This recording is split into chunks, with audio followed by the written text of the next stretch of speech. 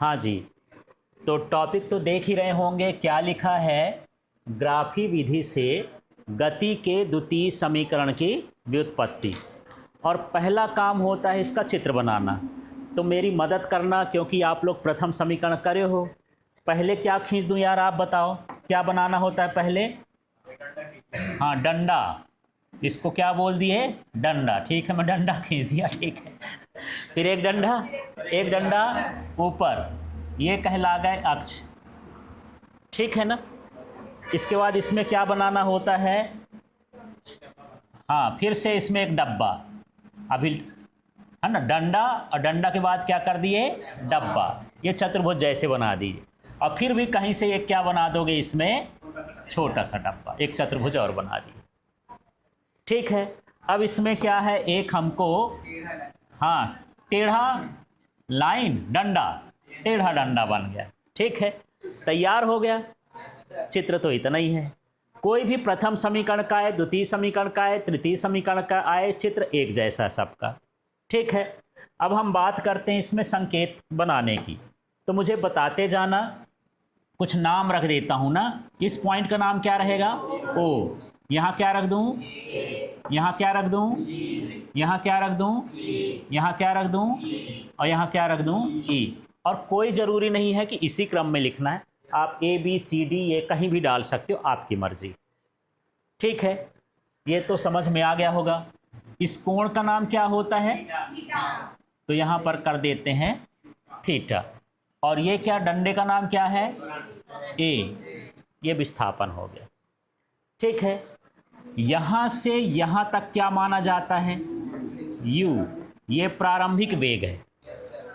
ठीक है। फिर ओ से लेकर के बी तक को क्या माना जाता है, ये क्या हो गया, अंतिम वेग। और मैं ये वाला भाग जानना चाहता हूँ सी डी का, ये वाला भाग क्या कहलाता है, v माइनस यू। बड़े में से छोटे को घटा देंगे तो इतना बचेगा। अच्छा, और ये वाला भाग क्या माना जाता है, t। चित्र समझ में आ गया, चित्र बन जाएगा। अब चित्र के बारे में लिखना है, तो यहां पर मैं लिख देता हूं, ये क्या है, वेग। ऊपर वाला डंडा क्या है, वेग, और ये क्या है, समय। ठीक है। अब इसको पढ़ देना है। इसका शब्द बनाते समय आपको दिक्कत होती है। कल मैं सवाल दिया था और चेक कर रहा था, तो कुछ शब्द इधर उधर मिसमैच हो रहे थे। ठीक है, कैसे लिखें देखिए। एक समान त्वरित गति में, ये किसके लिए है, एक समान त्वरित गति में वेग समय ग्राफ में भी क्या है, अंतिम वेग। पहली लाइन समझ में आ गई क्या। ऐसे भी लिख सकते हो, माना कोई वस्तु एक समान त्वरण से गति करती है, क्या लिख दोगे, एक समान त्वरण से, क्या लिखोगे, एक समान त्वरण से गति करती है। ठीक है। जिसका वेग, अंतिम वेग भी, बोलते जाओ, प्रारंभिक वेग u, समयांतराल t, त्वरण a, और विस्थापन s, प्रवणता थीटा है। इतना चीज़ तो लिख ही सकते हो। जो जो चीज़ इसमें दिखता है वो लिख दो। s नहीं दिख रहा तो चलेगी, तो विस्थापन तो होबे करेगा यार, रुकी तो ना रहेगी। नहीं, क्या मतलब उसके चलने का। ठीक है, समझ में आया। एक बार बोलना है, पहली लाइन बोलो। माना कोई वस्तु एक समान त्वरण से चल रही है, जिसका, तेज बोलो, यू,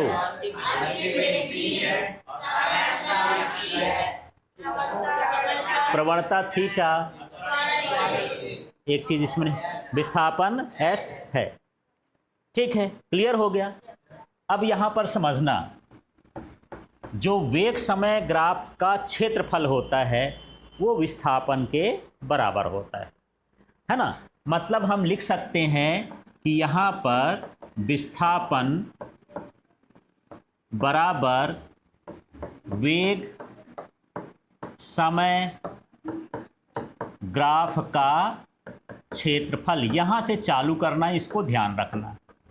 याद आ गया इसका।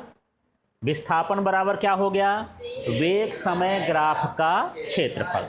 ठीक है, इतना शब्द बनाने के बाद यहाँ से लिखोगे विस्थापन को किससे लिखते हैं? एस से। तो विस्थापन को मैं यहाँ लिख देता हूँ एस बराबर। अब थोड़ा ध्यान देना, इस पूरे चित्र में येलो के नीचे का ये पूरा क्षेत्रफल किसको बता रहा है? विस्थापन को। इसमें दो भाग हैं, एक वाला हिस्सा ये है, इसको थोड़ा सा मैं अलग डिजाइन का कर देता हूँ। ये वाला हिस्सा दिख रहा है, ये क्या है? आयत है क्या? चतुर्भुज जैसे है ना? अच्छा, ये आयत लिख देता हूँ।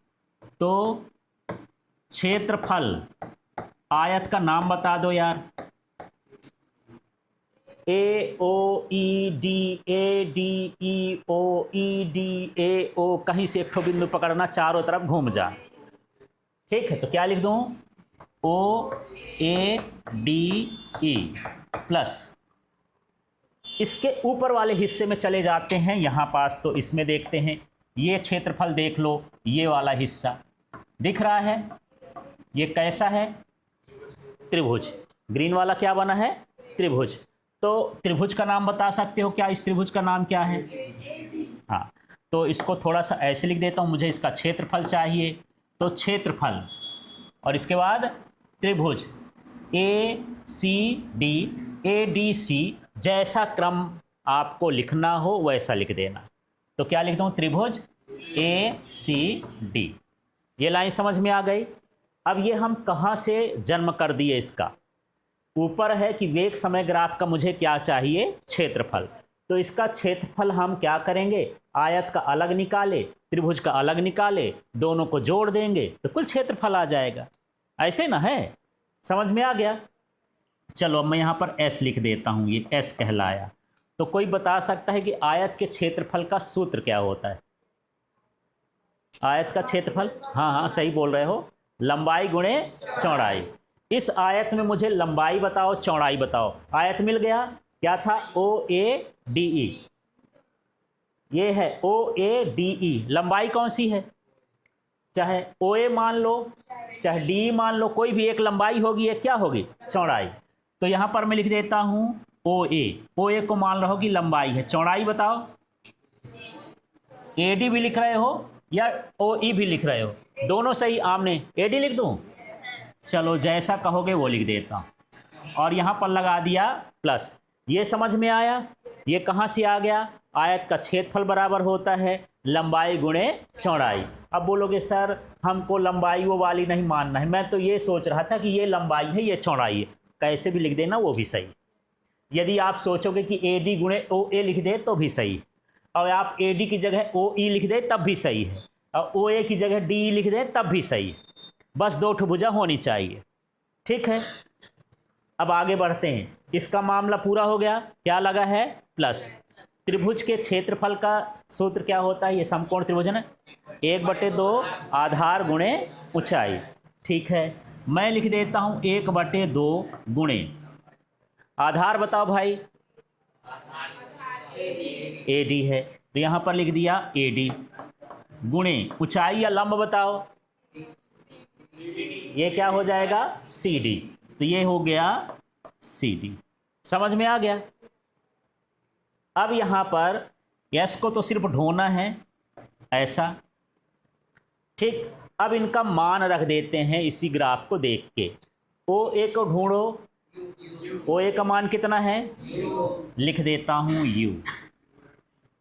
ए डी का मान देखो, ए डी का मान किसके बराबर है? टी। ये नीचे लिखा है तो जितना बड़ा, क्या बोले थे इसका नाम? डंडा। जितना बड़ा डंडा नीचे है उतने बड़ा डंडा ऊपर है, इसका मान क्या हो गया? टी।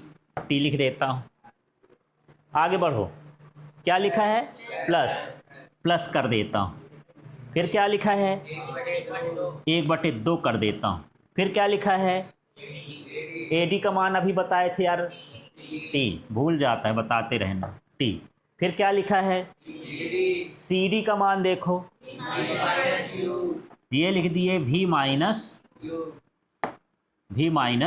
यू। ठीक है, अब देखो s = you t plus 1/2 T, और ये क्या हो जाएगा? A T. यहाँ पर ध्यान देना, ये कैसे आ गया? ये तो समझ में आ रहा सर, ऊपर लिखा था तो नीचे लिख दिया, यहाँ ऊपर लिखा था तो नीचे लिख दिया। v - u की जगह क्या लिखा हूँ? A T. तो यहाँ पर आपको गति के प्रथम समीकरण से निकालना है। गति के, हाँ बताओ तो गति का प्रथम समीकरण क्या है? v equal to u plus a t. बात नहीं करो, इधर देखो, लेट आए हो तो। अब यहाँ पर u को इधर भेज दो तो क्या हो जाएगा? v माइनस यू बराबर क्या हो गया? अब थोड़ा इसमें संघर्ष कराते हैं इसका। यहाँ क्या लिखा है? यहाँ भी क्या लिखा है? v माइनस यू का मान क्या है? तो उसकी जगह क्या लिखे हैं? कहाँ से? गति के, हाँ। अब देखो s equal to u t plus क्या हो जाएगा? हाफ a है ए टी स्क्वायर। आ गया क्या गति का द्वितीय समीकरण? यही ना होता है, s equal to u t plus half a t square. ठीक है, समझ में आ गया?